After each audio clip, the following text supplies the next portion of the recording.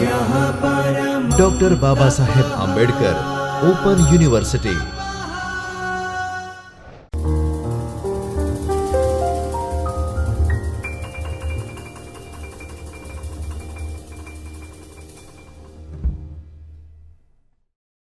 નમસ્તે મિત્રો doctor Baba Saheb Ambedkar open યુનિવર્સિટીના જ્યોતિર્મય પરિસર ખાતેના ચૈતન્ય સ્ટુડિયોમાંથી હું ડૉક્ટર ધવલ પંડ્યા આપનું સ્વાગત કરું છું. મિત્રો, આજે આપણે ફર્સ્ટ યર બીકોમનો એક વિષય ધંધાકીય વ્યવસ્થા અને સંચાલન તેના 3 નંબરના યુનિટ વિશે વાત કરીશું. યુનિટની શરૂઆત કરીશું. 3 નંબરનું યુનિટ છે, એનું નામ છે આયોજન. આયોજનમાં તેની રૂપરેખા એકવાર જોઈ લઈએ, એમાં શું શું શીખવાનું છે, અને પછી આજના લેક્ચરમાં આપણે કેટલી બાબતો શીખવાનો પ્રયત્ન કરીશું તે આપણે જોઈ લઈએ. તો સૌથી પહેલાં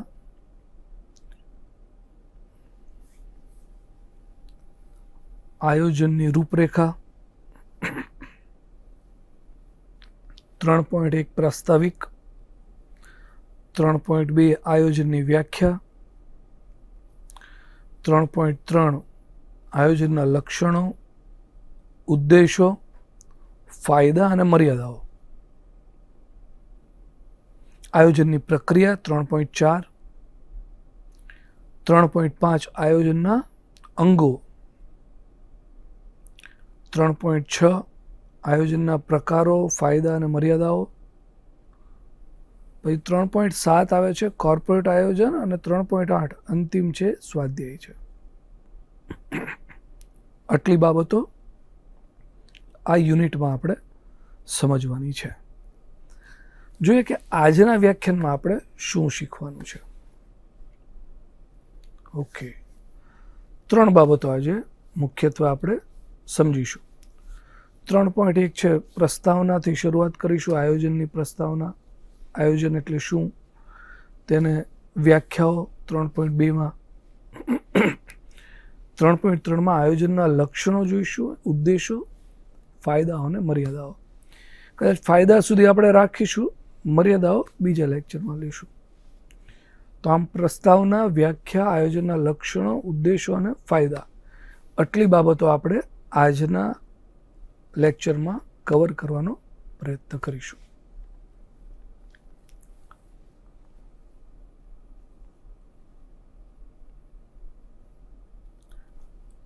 એટલે કે 3.1, 3.2 અને 3.3. મર્યાદાઓ આજના વ્યાખ્યાનમાં આપણે કવર નહીં કરી શકીએ, થોડી વધુ છે, એટલે શરૂઆત પણ એની આપણે કરીએ. આપણે શરૂઆત પ્રસ્તાવનાથી શરૂઆત કરીએ.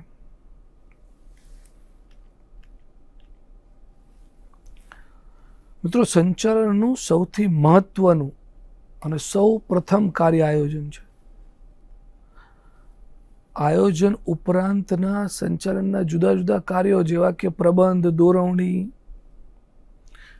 કર્મચારી વ્યવસ્થા, અંકુશ વગેરેમાં પણ આયોજન એ પ્રાથમિક કાર્ય છે.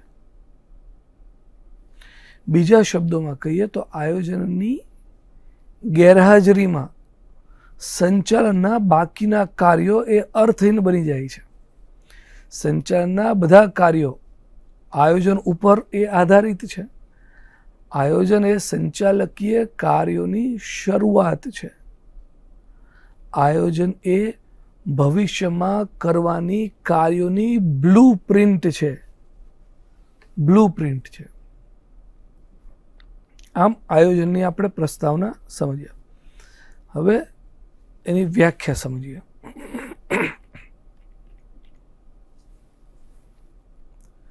આયોજનની વ્યાખ્યા. ભવિષ્યમાં શું કરવાનું છે, ભવિષ્યમાં શું કરવાનું છે તે નક્કી કરવું એટલે આયોજન. બહુ ટૂંકમાં સરસ રીતે સમજવામાં આવ્યું. ભવિષ્યમાં આપણે જે કંઈ કરવાનું છે એ નક્કી કરવું એટલે આયોજન. બધા પ્રશ્નો જેટલા આપણને થતા હોય ને બધાનો જવાબ આયોજન છે. જેટલા પણ ભવિષ્યમાં આપણે શું કરવું છે બધાનું એ આયોજન. અંતમાં એ આયોજન. ઉર્વિકે શું કીધું? ઉર્વિકે કીધું કે આયોજન એ બૌદ્ધિક પ્રક્રિયા છે જે કોઈ પણ કામગીરી શરૂ કરતા પહેલા વિચારણા કરે છે અને નક્કર હકીકતોને આધારે પગલાં લે છે. હેનરી ફેયોલના મતે આયોજન એટલે કાર્ય માટેની પૂર્વ વિચારણા કરવી, કામગીરી માટેનો રસ્તો નક્કી કરવો, તે માટેના તબક્કાઓ નક્કી કરવા. લુક બિફોર યુ લીપ, કૂદકો મારતા પહેલા આગળ જોઈ લેવું, તે જ આયોજન. સંચાલનના બાકી બધા કાર્યોની સફળતા કે અસરકારકતા માટે આયોજન મહત્વનું છે. ચોક્કસ ઉદ્દેશો ઓછામાં ઓછા ખર્ચે અને સમય અવધિમાં ઓછામાં ઓછા ખર્ચે અને સમયસર સમય અવધિમાં સિદ્ધ કરવા માટે આયોજન મહત્વનું છે. આયોજનની ગેરહાજરીમાં કાર્ય તો થાય પરંતુ સમય તથા સાધનોનો મહત્તમ ઉપયોગ શક્ય ન બને અને ધંધાની નફાકારકતામાં ઘટાડો થાય. આયોજન એ prevention is better than cure એવું છે. હવે આપણે આયોજનના લક્ષણો જોઈએ. આટલી બાબતો બાદ, આયોજનની વ્યાખ્યાઓ બાદ આયોજનના લક્ષણો જોઈએ.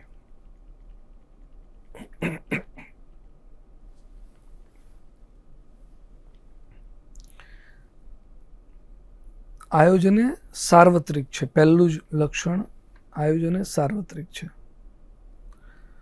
ધંધા વેપારના ક્ષેત્રોમાં જ આયોજન જરૂરી છે એવું નથી, પરંતુ જ્યાં જ્યાં ચોક્કસ ધ્યેયની સિદ્ધિ માટે કામગીરી થતી હોય ત્યાં આયોજન ખૂબ જ જરૂરી છે. ધંધા વેપાર ઉપરાંત ધાર્મિક, શૈક્ષણિક, સામાજિક, રાજકીય દરેક ક્ષેત્રમાં આયોજન જરૂરી છે. વ્યવસ્થાતંત્રની તમામ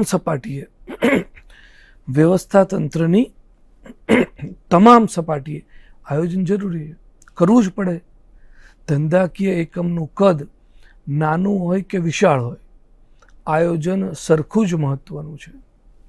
બીજું, સંચાલનનું પ્રથમ કાર્ય આયોજન છે. સંચાલનના જુદા જુદા જે કાર્યો છે તે પૈકીનું પ્રથમ કાર્ય આયોજન છે. સંચાલનના બાકી તમામ કાર્યોની સફળતા કે નિષ્ફળતાનો આધાર આયોજન ઉપર રહેલો છે. ત્રીજું, આયોજન એ સતત થતું કાર્ય છે. મિત્રો, ધંધાકીય એકમની સ્થાપના વખતે જે આયોજન જરૂરી છે, સ્થાપના વખતે જ આયોજન કરવામાં આવે તેવું નથી, ત્યારે જ જરૂરી બને તેવું નથી. સ્થાપના પછી પણ ધંધો જ્યાં સુધી ચાલુ રહે છે ત્યાં સુધી આયોજનનું કાર્ય સતત ચાલુ રહે છે. આયોજન એ સતત ચાલતી અને કાયમી પ્રક્રિયા છે. જ્યાં સુધી સંચાલનનું કાર્ય ચાલુ રહે ત્યાં સુધી આયોજનનું કાર્ય ચાલુ રહે છે. બહુ જ સરળ છે. ચોથું, હેતુ સિદ્ધિ માટે આયોજન જરૂરી છે. મિત્રો, ધંધાકીય એકમની સ્થાપના વખતે જ આયોજન જરૂરી છે. ઓછામાં ઓછા સમયમાં મર્યાદિત સાધનોનો ઉપયોગ થકી નિશ્ચિત ધ્યેય તો જ પાર પાડી શકાય કે જો આયોજન બરાબર થતું હોય. ખાલી સ્થાપના વખતે જ જરૂરી છે એવું તો છે નહીં. આમ નિશ્ચિત ધ્યેય તો જ પાર પાડી શકાય કે જો આયોજન એ બરાબર થતું હોય. પાંચમું છે, આયોજન એ બૌદ્ધિક પ્રક્રિયા છે.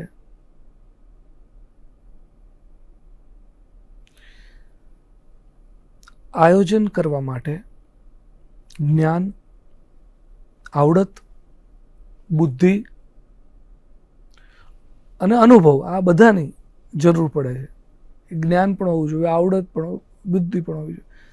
યોગ્ય સમજણ શક્તિ, બુદ્ધિ શક્તિ, દીર્ઘ દ્રષ્ટિ વગેરે આયોજન થઈ શકે નહીં. આ બધા વગર એ ન થઈ શકે. એટલે યોગ્ય સમજણ શક્તિ હોવી જોઈએ, બુદ્ધિ શક્તિ હોવી જોઈએ, અને દીર્ઘદ્રષ્ટિ. આ બધા વગર આયોજન થઈ શકે નહીં.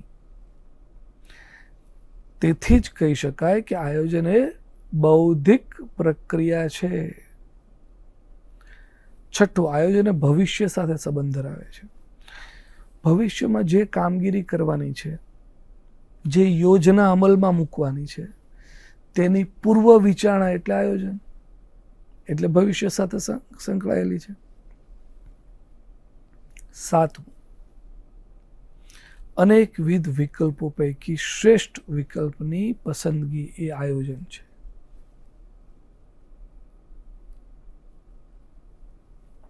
મિત્રો, જ્યારે હેતુની સિદ્ધિ માટે જુદા જુદા વિકલ્પો હોય ત્યારે દરેક વિકલ્પ અંગે સંભાવનાપૂર્વક એને વિચારણા કરી તેના લાભાલાભ ધ્યાનમાં લઈને જે શ્રેષ્ઠ, જે યોગ્ય વિકલ્પ પસંદ કરવામાં આવે એનું કાર્ય કરવામાં આવે છે. એ કાર્ય એટલે આયોજન. આયોજનનું આ એક મહત્વપૂર્ણ કાર્ય છે. આયોજન એ પરિવર્તનશીલ છે, પરિવર્તનશીલ કાર્ય છે. આયોજન એ જડ કાર્ય નથી. સમય અને સંજોગો પ્રમાણે આયોજનમાં ફેરફાર કરવો પડે છે. કુન્સ અને ઓર્ડનલ એમના મતે આયોજન એ અંદાજો ઉપર આધારિત પ્રક્રિયા છે. જો અંદાજો બદલાય તો તે મુજબ આયોજનમાં ફેરફાર કરવો પડે છે. ધંધાની નિષ્ફળતાનું કારણ આયોજનમાં પરિવર્તનશીલતાનો અભાવ હોઈ શકે છે. જો જડ થઈ ગયું હોય તો એ ધંધો નિષ્ફળ જાય. એનું આયોજનમાં પરિવર્તનશીલ નથી એવું કહી શકાય. નવમું, આયોજન એ ચોકસાઈપૂર્વકની પ્રવૃત્તિ છે. આયોજનમાં ચોકસાઈ હોવી આવશ્યક છે. આયોજન માટે એકઠી કરેલી માહિતી ચોક્કસ અને ભરોસાપાત્ર હોવી જોઈએ. આયોજન એ હથેળીમાં ચાંદ દેખાડવાની પ્રવૃત્તિ નથી. એટલે આયોજન એ ચોકસાઈપૂર્વકની પ્રવૃત્તિ છે. હવે આપણે આયોજનના આ લક્ષણો જોયા બાદ આયોજનના ઉદ્દેશો, ઓબ્જેક્ટિવ્સ ઓફ પ્લાનિંગ વિશે વાત કરીશું. Objectives of planning.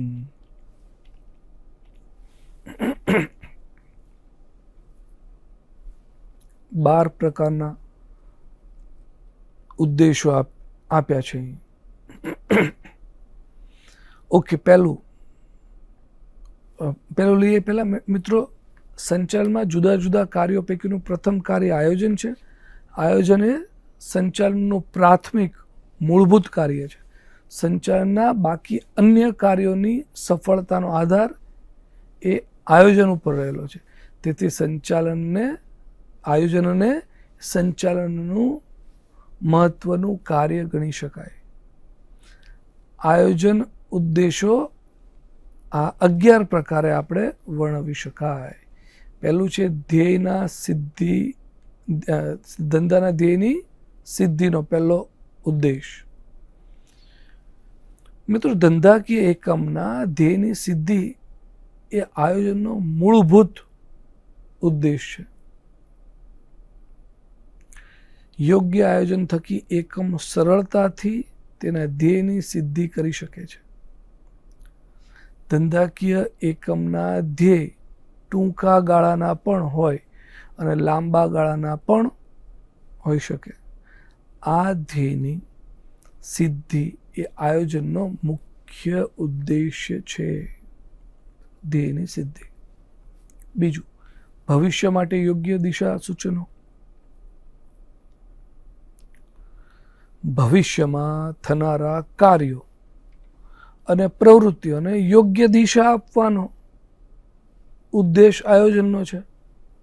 આયોજન એ માર્ગદર્શક તરીકે ભૂમિકા ભજવે છે, યોગ્ય દિશા સૂચન કરે છે. આમ એ દિશા સૂચનનું એનું એક ઉદ્દેશ છે. ત્રીજું, કર્મચારીઓના કાર્યોમાં સંકલન સાધવાનો ઉદ્દેશ. આયોજનનો ઉદ્દેશ એકમના ધ્યેયની સિદ્ધિ માટે કર્મચારીઓ કાર્યરત હોય છે, કાર્ય કરતા હોય છે.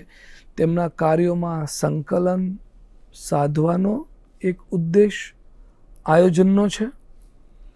આયોજન દ્વારા કર્મચારીઓના કાર્યોમાં એક સંગતતા જાળવી શકાય છે અને કર્મચારીઓની કાર્યક્ષમતામાં પણ એ રીતે વધારો કરી શકાય છે. ચોથો ઉદ્દેશ ઉપલબ્ધ સાધનોનો મહત્તમ ઉપયોગ. ધંધાકીય એકમને તેના ધ્યેયની સિદ્ધિ માટે જે સાધનો ઉપલબ્ધ હોય તેનો મહત્તમ ઉપયોગ કરવો એ આયોજનનો હેતુ રહેલો છે. આયોજન દ્વારા કર્મચારીઓના કાર્યોમાં એક સંગતતા જાળવી શકાય છે અને કર્મચારીઓની કાર્યક્ષમતામાં પણ એ રીતે વધારો કરી શકાય છે. પાંચમું, નવા વિચારો સંશોધનને ઉત્તેજન આપવાનો. નવા વિચારો સંશોધનને ઉત્તેજન આપવાનું. સંચાલનની મધ્ય તેમજ નીચલી સપાટીના અધિકારીઓ ઉત્પાદન કાર્ય સાથે જોડાયેલા કર્મચારીઓ તરફથી રજૂ કરવામાં આવતા વિચારો સંશોધનોને ઉત્તેજન આપવામાં આવે છે, તેને આવકારવામાં આવે છે અને તેનું અમલીકરણ પણ કરવામાં આવે છે. છઠ્ઠું, અંકુશ સાધવાનો. અંકુશ માટેના યોગ્ય આધાર આયોજન પૂરા પાડે છે. અંકુશમાં અગાઉથી જ દરેક કાર્ય માટેના ધોરણો એટલે કે સ્ટાન્ડર્ડ્સ નક્કી કરવામાં આવે છે અને તે નક્કી થયેલા ધોરણો મુજબ જ કાર્ય થાય છે કે નહીં તે અંકુશ થકી જાણી શકાય છે. અંકુશના કાર્યની સફળતાનો આધાર આયોજન ઉપર રહેલો છે. સાતમું, નાણાકીય સાધનોનો શ્રેષ્ઠતમ ઉપયોગ કરવાનો. આયોજનનો એક મહત્વનો ઉદ્દેશ નાણાકીય સાધનોના મહત્તમ ઉપયોગનો છે. નાણાંની પ્રાપ્તિ અને નાણાંના ઉપયોગ માટે આયોજન ઘડવામાં આવે છે. યોગ્ય આયોજન થકી નાણાંનો બગાડ, બિનજરૂરી રોકાણ વગેરેથી બચી શકાય છે. આઠમું, જોખમોનો સામનો કરવા માટે. જોખમોનો સામનો કરવાનો એક ઉદ્દેશ છે. આયોજનનો ઉદ્દેશ ભવિષ્યમાં આવનારા જોખમો સામે રક્ષણ આપવાનો છે. આયોજનનો હેતુ સરકારી નીતિ, કુદરતી પરિસ્થિતિ, હરીફાઈ કોમ્પિટિશન, આંતરરાષ્ટ્રીય પરિસ્થિતિ, તેજી મંદી જેવી વિવિધ પરિસ્થિતિઓનો સામનો કરવા માટે ધંધાને સજ્જ કરવાનો છે. આ એક ખૂબ જ મહત્વનો ઉદ્દેશ એ આયોજનનો છે. નવમો ઉદ્દેશ બજેટના લક્ષ્યાંકો સિદ્ધ કરવાનો ઉદ્દેશ. મિત્રો, દરેક ધંધાકીય એકમ તેના આગામી વર્ષ માટેના ઉત્પાદન, વેચાણ, આવક, ખર્ચ, નફા આ વગેરેને લગતા બજેટ બનાવે છે. યોગ્ય આયોજન થકી ધંધાકીય એકમ તેના બજેટ મુજબના લક્ષ્યાંકો સિદ્ધ કરી શકે છે. 10મું હેતુ, સંકટમોચક તરીકેનો હેતુ ખૂબ જ મહત્વનો છે. આ હેતુ યુદ્ધ, કર્મચારીઓની હડતાલ, મંદી, સરકારી નીતિમાં બદલાવ વગેરેના કારણે ઊભી થયેલી કટોકટી જેવી પરિસ્થિતિ, આવી પરિસ્થિતિનો સામનો આયોજન દ્વારા કરી શકાય છે. આયોજન એ જડ પ્રવૃત્તિ નથી. સમય સંજોગો મુજબ તેમાં બદલાવ થતો રહેતો હોય છે અને તે મુજબ આકસ્મિક ઊભી થયેલી પરિસ્થિતિમાં આયોજન એ સંકટમોચક તરીકેની ભૂમિકા ભજવી શકે છે. 11મો અને અંતિમ હેતુ ગ્રાહકોને મહત્તમ સંતોષ આપવાનો.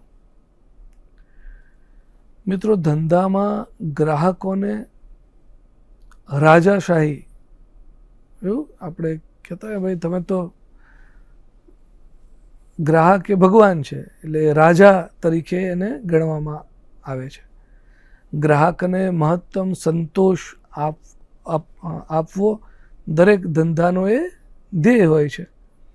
આયોજનનો ઉદ્દેશ ગ્રાહકોની જરૂરિયાતો સમજવાનો અને તે મુજબ ચીજ વસ્તુ કે સેવા પૂરી પાડવાનો હોય છે.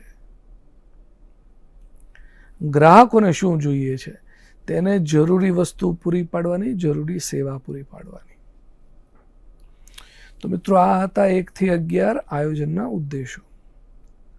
હવે આયોજનના ફાયદાઓ થોડા જોઈ લઈએ. આયોજનના ફાયદાઓ.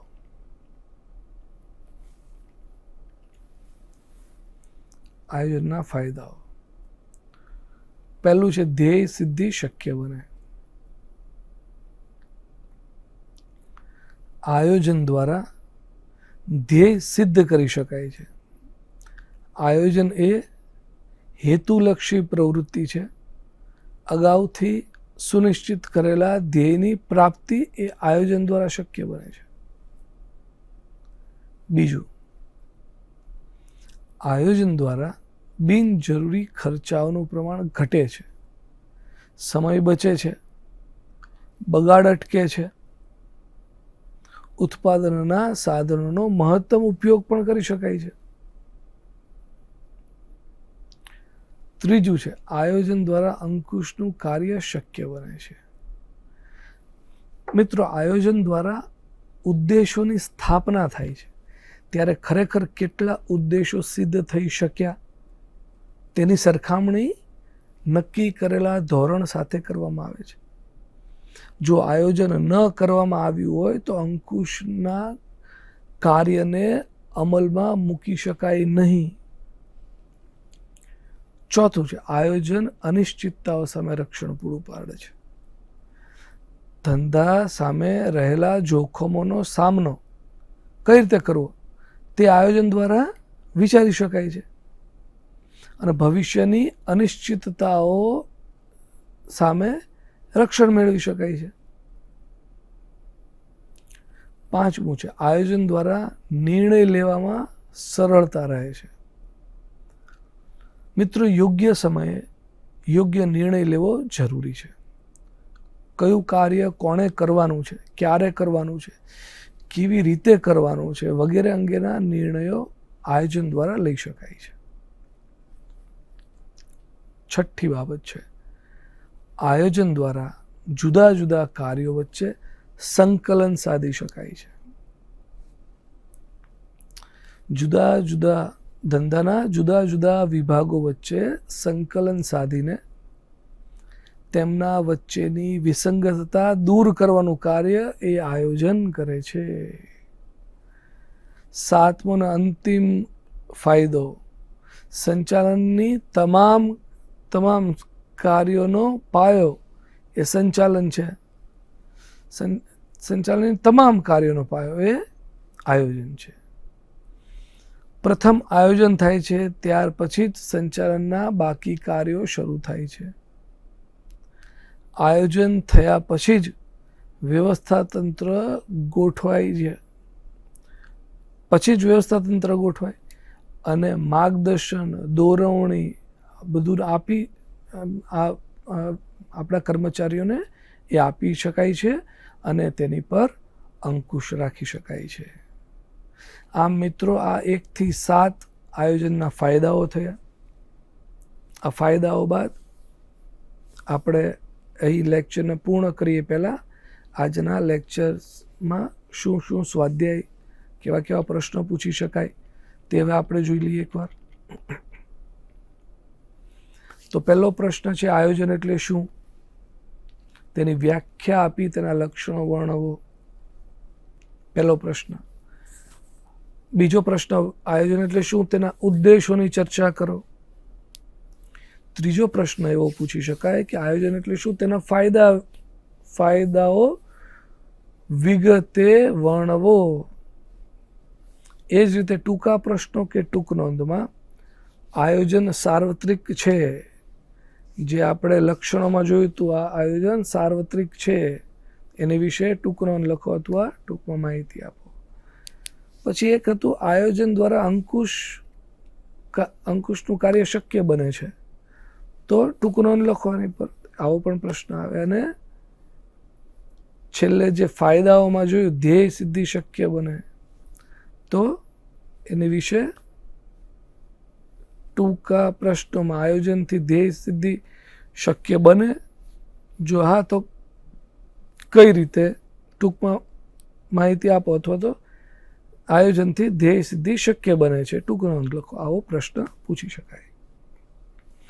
તો મિત્રો આજે આપણે આ વ્યાખ્યાનમાં આટલી બાબતો રાખીએ છીએ. નેક્સ્ટ વ્યાખ્યાન આના કન્ટિન્યુએશનમાં આયોજનનું જ રહેશે અને કન્ટિન્યુએશનમાં રહેશે. ત્યાં સુધી રજા આપો. નમસ્કાર. स्वाध्यायः परम